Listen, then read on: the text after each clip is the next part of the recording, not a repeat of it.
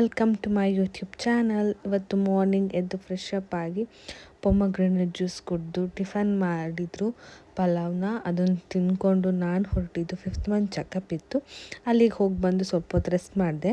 ನನ್ನ husband every week of ಇದ್ದಾಗ ಹೀಗೆ ಸಂಜೆ ಹೊತ್ತೆಲ್ಲರೂ ಕರ್ಕೊಂಡು ಹೋಗ್ತಾರೆ ನನ್ನ. ಹೀಗೆ ಟೈಮ್ ಸ್ಪೆಂಡ್ ಮಾಡ್ತೀವಿ ನಾವು.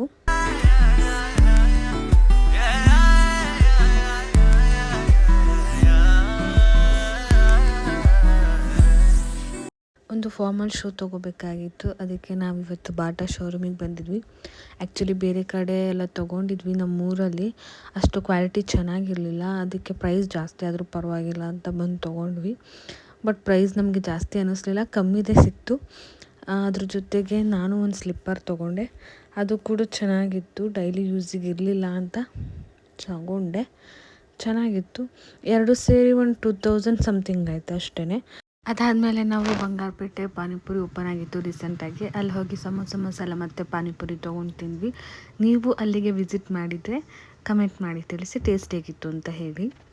ಈ ಗೋಬಿ ಅಂಗಡಿ ನಮ್ಮ ಚನ್ನಪಟ್ಟಣದವ್ರಿಗೆಲ್ಲ ಗೊತ್ತೇ ಇರುತ್ತೆ. ಒಂದು 2 ಪ್ಲೇಟ್ ಪಾರ್ಸಲ್ ತೊಗೊಂಡು ನಾವು ಮನೆಗೆ ಬಂದ್ವಿ. ಮನೆಗೆ ಬಂದಿದ ತಕ್ಷಣ ತುಂಬಾ ಜೋರು ಮಳೆ ಸ್ಟಾರ್ಟ್ ಆಗೋಯಿತು.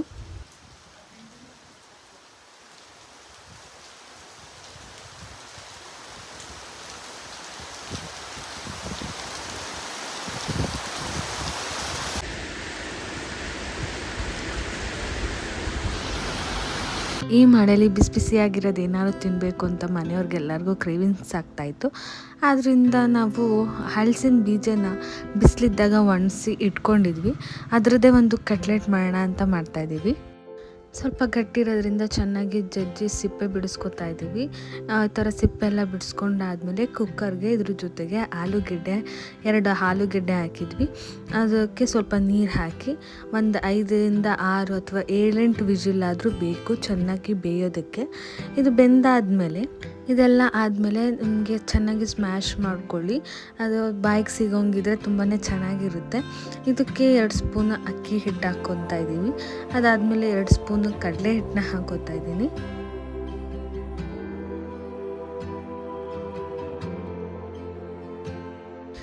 ಮತ್ತು ಇದಕ್ಕೆ ಸಣ್ಣದಾಗಿ ಹೆಚ್ಚಿಟ್ಕೊಂಡಿರೋ ಈರುಳ್ಳಿ ಹಾಕೋತಾ ಇದ್ದೀವಿ.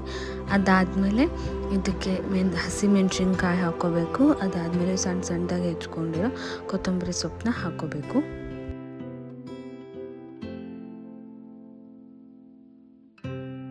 ಇದೆಲ್ಲ ಆದಮೇಲೆ ಅಚ್ಕಾರದ ಪುಡಿನ ಹಾಕೋತಾ ಇದ್ದೀನಿ. ಅದು ನೀವು ಖಾರ ನೋಡ್ಕೊಂಡು ಹಾಕ್ಕೊಳ್ಳಿ, ಯಾಕಂದರೆ ಹಸಿಮೆಣ್ಸಿನ್ಕಾಯಿನೂ ಹಾಕಿರ್ತೀವಿ. ಕೆಲವ್ರಿಗೆ ಖಾರ ಇಷ್ಟ ಇರುತ್ತೆ, ಕೆಲವ್ರಿಗೆ ಇರಲ್ಲ. ಅದಾದಮೇಲೆ ನಾನು ಧನಿಯಾ ಪುಡಿನ ಹಾಕೋತಾ ಇದ್ದೀನಿ. ಆಮೇಲೆ ರುಚಿಗೆ ತಕ್ಕಷ್ಟು ಉಪ್ಪನ್ನ ಹಾಕೋತಾ ಇದ್ದೀವಿ. ಇದಕ್ಕೆ ಸ್ವಲ್ಪ ಪೆಪ್ಪರ್ನ ಪೌಡರ್ ಮಾಡಿ ಇಟ್ಕೊಂಡಿದ್ವಿ, ಅದನ್ನು ಹಾಕೊತಾ ಇದ್ದೀನಿ. ಆಮೇಲೆ ಚಿಟಿಕೆ ಅರಿಶಿನೂ ಹಾಕೋತಾ ಇದ್ದೀವಿ. ಇಷ್ಟೆಲ್ಲ ಆದಮೇಲೆ ನೀರು ಹಾಕಿ ನಾವು ಯಾವ ರೀತಿ ಕಲಿಸ್ಕೋಬೇಕು ಅಂದರೆ ವಡೆ ಬರುತ್ತಲ್ಲ ಆ ಥರ ಹದಕ್ಕೆ ಬರಬೇಕು, ಆ ರೀತಿ ಕಲಿಸ್ಕೋಬೇಕು.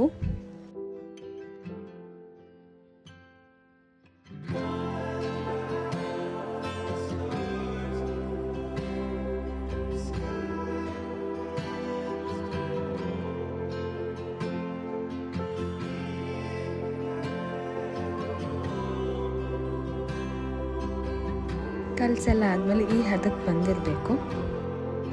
ಪಾನಿಗೆ ಸ್ವಲ್ಪ ಎಣ್ಣೆ ಹಾಕಿ ಅದು ಚೆನ್ನಾಗಿ ಕಾಯಬೇಕು.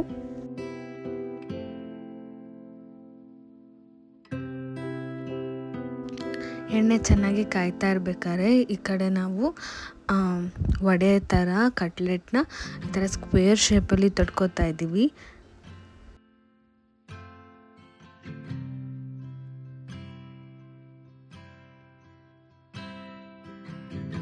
ಎಣ್ಣೆ ಕಾದಾದ್ಮೇಲೆ ನಾವು ತಟ್ಟಿಟ್ಕೊಂಡಿರೋ ಒಂದೊಂದೇ ಕಟ್ಲೆಟ್ನ ಈ ಥರ ಬಿಟ್ಟು ಚೆನ್ನಾಗಿ ಫ್ರೈ ಮಾಡಬೇಕು.